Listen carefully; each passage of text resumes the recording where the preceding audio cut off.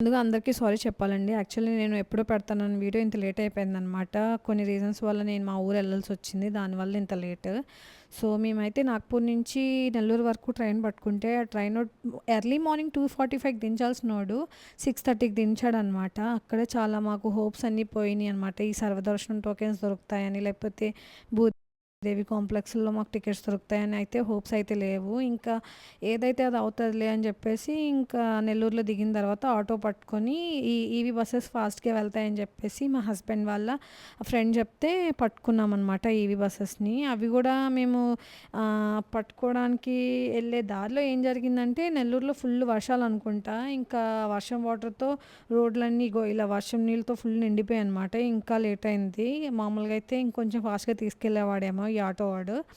ఇవి bus timings. మీరు ఒకవేళ ప్లాన్ చేసుకుంటున్నట్టయితే నెల్లూరు నుంచి చూడండి ఒకసారి. ఇవి స్క్రీన్‌షాట్ అయినా తీసేసుకోండి. ఇగో ఇక్కడ మనం టికెట్స్ తీసుకొని ఆ బస్సు టైమింగ్స్ ప్రకారం నాకు తెలిసి మేము అంటే కరెక్ట్ బస్సు టైమింగ్స్ కాకుండా ముందే వచ్చి అక్కడ ఉందనమాట. సో, వెంటనే వాడైతే బస్ ఫిల్ అయిపోయిన తర్వాత తీసేసాడు. కొంచెం ఫాస్ట్‌గానే వెళ్ళింది. ఇంకా మేము వెళ్ళేసరికి 2½ అవర్స్ పడింది అక్కడి నుంచి నెల్లూరు నుంచి. సో, ఆల్మోస్ట్ 8, 9 అలా అయిపోయిందనమాట. మేమింక అక్కడ కిందన భూదేవి కాంప్లెక్స్‌లోని విష్ణు నివాసంలోని అడిగితే టికెట్స్ అయితే ఎప్పుడో అయిపోయాయి అని చెప్పేసి అన్నారు. ఇదే విష్ణు నివాసం కాంప్లెక్స్ అండి. రైల్వే స్టేషన్ ఆపోజిట్‌లో ఉంటది. ఇంకా టికెట్స్ లేకపోయేసరికి అట్‌లీస్ట్ శ్రీవారి మెట్టు మార్గం దగ్గరైనా ఉంటదేమో అని అనుకుంటే, మా పిన్ని, బాబాయ్ వాళ్ళు ముందే వెళ్లారనమాట 6:00కే. సో, వాళ్ళు మెట్లెక్కుతున్న మధ్యలో అనౌన్స్‌మెంట్ ఇచ్చారంట. శ్రీవారి మెట్టు మార్గం ద్వారా ఇచ్చే టికెట్స్ ఏవైతే ఉన్నాయో అవి అయిపోయాయి అని చెప్పేసి అంటే, సరే ఇంకా మెట్లెక్కి వెళ్దాం అనుకున్నాం గదా! ఏదైతే అది అవుతది. ఆ దేవుడే చూసుకుంటాడని చెప్పేసి మేమైతే ఇగో మార్గం ద్వారానే పైకి వెళ్ళిపోయామనమాట తిరుమలకి.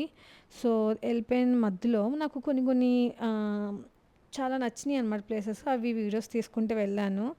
తర్వాత ఇంక అలాగా మెట్లెక్కుతున్నప్పుడు ముసలోళ్ళు, చాలా ఏజ్ అయిపోయిన వాళ్ళు ఈళ్ళందరూ ఆ దేవుడిని నమ్ముకొని అన్నేసి మెట్లు ఎలా ఎక్కుతున్నారా బాబోయ్! అనిపిచ్చింది.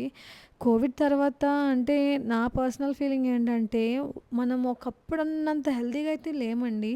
ఈ కోవిడ్ తర్వాత మా హస్బెండ్‌కి, నాకైతే చాలా ఆయాసం వచ్చేసింది మెట్లెక్కుతున్నప్పుడు. ఇంక ఫైనల్లీ మెట్లయితే కంప్లీట్ చేసాం ఎక్కడము. ఇంక పైకి ఎక్కిన వెంటనే మంచి స్మెల్ వచ్చిందండి.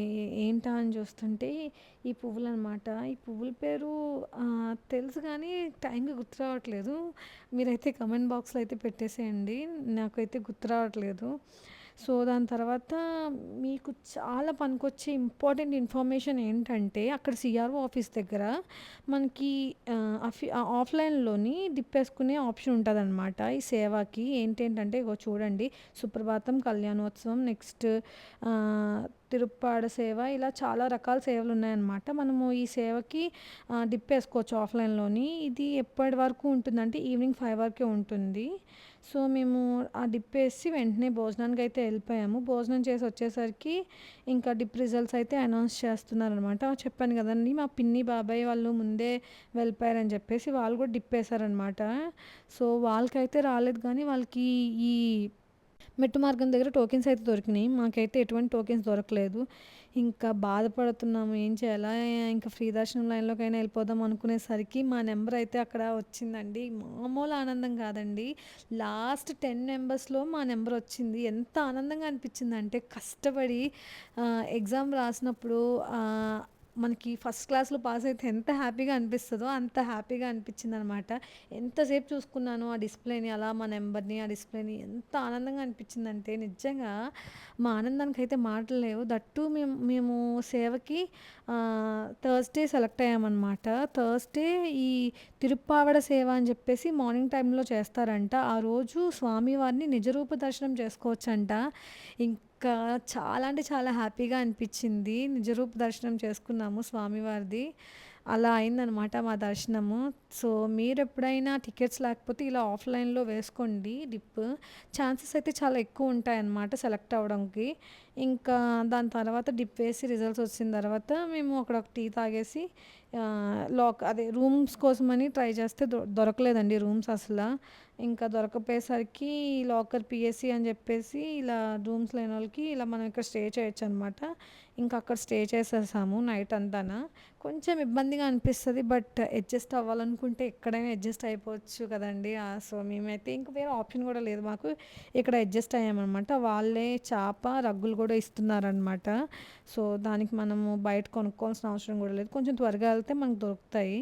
ఇంక నెక్స్ట్ రోజైతే మార్నింగ్ లేచి స్నానాలు చేసి దర్శనంకి వెళ్తున్న మధ్యలో ఇక్కడ భజన లాంటిది పెట్టారనమాట.